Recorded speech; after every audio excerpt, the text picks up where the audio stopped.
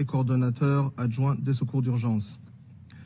Le gouvernement du Burundi présente ses condoléances au peuple et au gouvernement congolais suite à l'assassinat du gouverneur du Nord Kivu, le général Chirimwami, ainsi qu'aux familles et pays des casques bleus et de SAMI RDC qui ont perdu leur vie.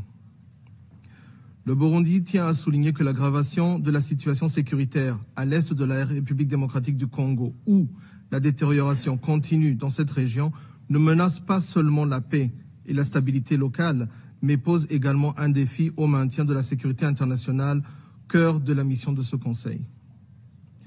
Le Burundi soutient fermement le respect de la coexistence pacifique entre les nations et rejette catégoriquement les guerres par procuration.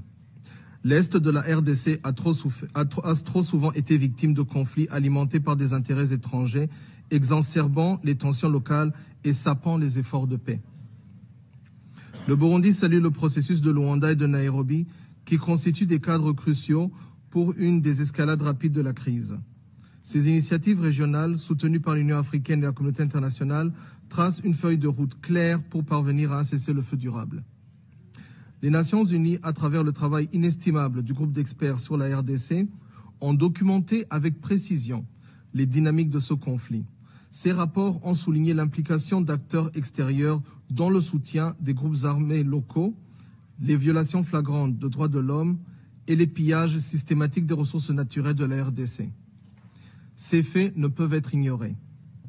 Il est impératif que ce Conseil exige des mesures concrètes pour mettre fin à ces ingérences et garantir le plein respect des principes sacro-saints du droit international et du droit international humanitaire. Le Burundi note que les différents rapports des Nations Unies sur la situation sécuritaire en RDC sont constamment publiés et les acteurs du conflit en RDC sont connus. Les acteurs moins visibles sont également connus et dénoncés dans ces différents rapports. Les principes fondamentaux inscrits dans la Charte des Nations Unies qui guident et motivent l'action des Nations Unies sont connus de tout le monde. Pourtant, le Conseil de sécurité reste silencieux. Silencieux. Pas une seule résolution condamnant les auteurs des violations flagrantes des principes de la souveraineté nationale et de l'intégrité territoriale de la RDC. Ces principes doivent être fermement réaffirmés dans le cas de la RDC. L'intégrité de son territoire ne peut être compromise et les incursions armées ainsi que les violations répétées de ses frontières doivent cesser immédiatement. Silencieux et aucune résolution sur les violations des principes élémentaires du droit international humanitaire. Dès lors, la question pertinente est de savoir quel est le message derrière ce silence du Conseil de sécurité. S'agit-il de...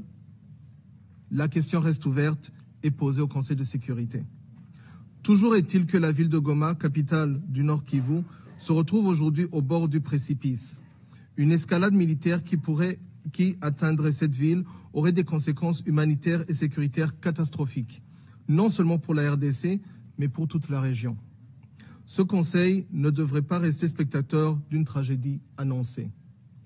À cet effet, le Burundi exhorte ce Conseil à appeler à une cessation immédiate des hostilités dans l'est de la RDC et garantir que ce territoire ne devienne pas un terrain de confrontation indirecte entre acteurs régionaux et internationaux.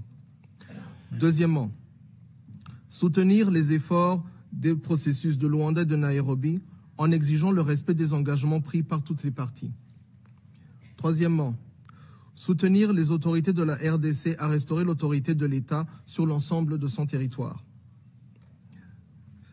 Quatrièmement, exiger le retrait des forces d'agression contre la RDC et la cessation des hostilités et appuyer la relance du processus de Luanda et de Nairobi. Cinquièmement, intensifier ses appuis aux populations civiles et déplacées de guerre pour subvenir aux besoins de base avec une attention particulière aux femmes et aux enfants. En définitive, le Conseil de sécurité devrait être attentif aux revendications légitimes du peuple et du gouvernement congolais en agissant avec détermination pour garantir que la RDC puisse exercer pleinement sa souveraineté et retrouver la paix. La sécurité et la stabilité en Afrique centrale et au-delà en dépendent. Je vous remercie.